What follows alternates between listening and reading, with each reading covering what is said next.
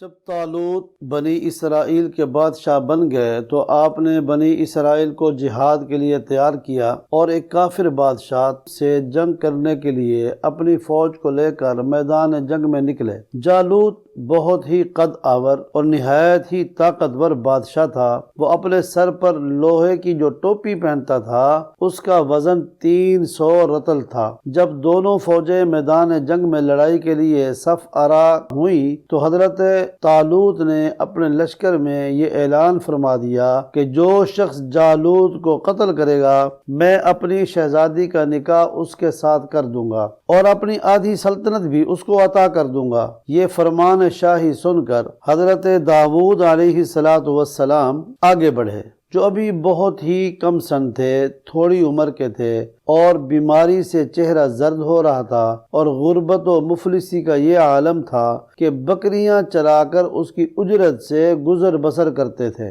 یہ تھے وقت کے نبی کے حالت۔ روایت میں ہے کہ جب حضرت داؤد علیہ السلام گھر سے جہاد کے لیے روانہ ہوئے تھے تو راستہ میں ایک پتھر یہ بولا کہ اے حضرت داؤد مجھے اٹھا لیجئے کیونکہ میں حضرت موسیٰ علیہ السلام کا پتھر ہوں۔ پھر دوسرے پتھر نے آپ کو پکارا کہ اے حضرت داؤد مجھے اٹھا لیجئے کیونکہ میں حضرت ہارون علیہ السلام کا پتھر ہوں۔ پھر ایک تیسرے پتھر نے آپ کو پکار کر عرض کیا کہ اے حضرت داؤد علیہ السلام مجھے اٹھا لیجئے کیونکہ میں جالوت کا قاتل ہوں۔ آپ علیہ السلام نے ان تینوں پتھروں کو اٹھا کر اپنے جھولے میں رکھ لیا۔ جب جنگ شروع ہوئی تو حضرت داؤد علیہ السلام اپنی کھوپن لے کر صفوں سے آگے بڑھے، اور جب جالوت پر آپ کی نظر پڑی تو آپ نے ان تینوں پتھروں کو اپنی اپنی کھوپن میں رکھ کر اور بسم اللہ پڑھ کر کھوپن سے تینوں پتھروں کو جالوت کے اوپر پھینکا،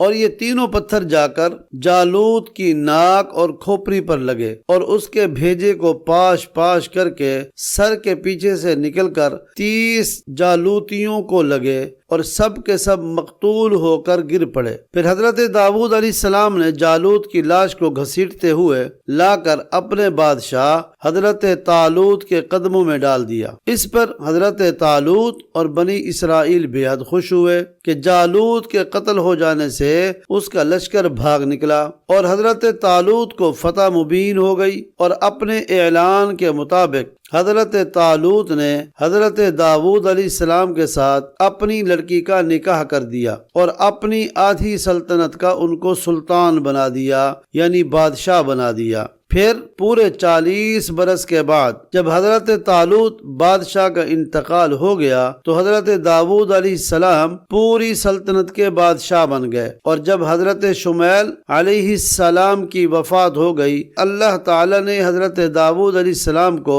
سلطنت کے ساتھ نبوت سے بھی سرفراز فرمایا۔ پہلی صرف حکومت تھی، اب اللہ نے داؤد علیہ السلام کو نبوت بھی دے دی۔ آپ سے پہلے حکومت اور نبوت دونوں اعزاز ایک ساتھ کسی کو بھی نہیں ملا تھا۔ نبی یا نبی ہوتا تھا، بادشاہ بادشاہ ہوتا تھا، لیکن یہ پہلے حضرت داؤد علیہ السلام ہیں جو بیک وقت نبی بھی ہیں اور بادشاہ بھی ہیں۔ آپ پہلے شخص ہیں کہ ان دونوں عہدوں پر فیض ہو کر 70 برس تک سلطنت اور نبوت دونوں منصبوں کے فرائض پورے کرتے رہے۔ پھر آپ کے بعد آپ کے فرزند حضرت سلیمان علیہ السلام کو بھی اللہ تعالی نے سلطنت اور نبوت دونوں مرتبوں سے سرفراز فرمایا۔ اس واقعے کا ذکر قرآن مجید میں سورۃ بقرہ میں اس طرح ہے: وَقَتَلَ دَاوُودُ جَالُوتَ وَآتَاهُ اللَّهُ الْمُلْكَ وَالْحِكْمَةَ وَعَلَّمَهُ مِمَّا يَشَاءُ، اور قتل کیا داؤد علیہ السلام نے جالوت کو،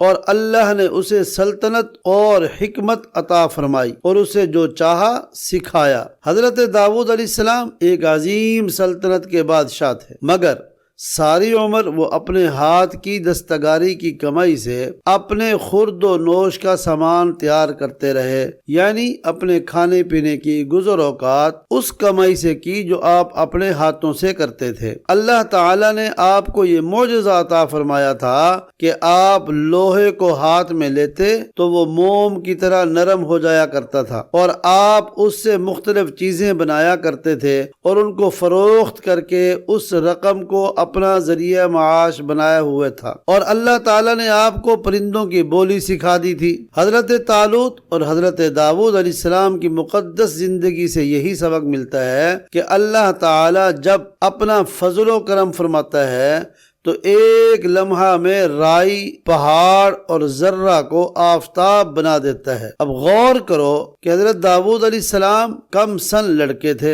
اور خود نہایت ہی مفلس اور ایک غریب باپ کے بیٹے تھے، لیکن جب یہ موقع آیا، کم سن بھی تھے اور بیمار بھی تھے، غریب بھی تھے، لیکن جب اعلان سنا کہ جو شخص اس دشمن کو مار دے گا میں اس کو سلطنت بھی دوں گا اور بیٹی بھی دوں گا۔ اب دیکھیں مگر اللہ تعالیٰ نے ان کو کتنے عظیم اور بڑے مراتب اور درجات کے اعزاز سے سرفراز فرما دیا، ان کے سر پر تاج شاہی رکھ کر انہیں بادشاہ بنا دیا۔ کہاں مفلسی، کہاں غربت اور کہاں بادشاہ، اور ایک بادشاہ کی شہزادی ان کے نکاح میں آئی، پھر نبوت کا مرتبہ انہیں عطا فرما دیا۔ اس سے بڑھ کر انسان کے لیے کوئی بلند مرتبہ ہو ہی نہیں سکتا۔ پھر اللہ تعالیٰ کی قدرت قاہرہ کا جلوہ دیکھیں کہ جالوت جیسے جابر اور طاقتور بادشاہ کا قاتل حضرت داؤد علیہ السلام کو بنا دیا، جو ایک کم سن لڑکے اور بیمار تھے، اور وہ بھی ان کے 3 پتھروں سے قتل ہوا۔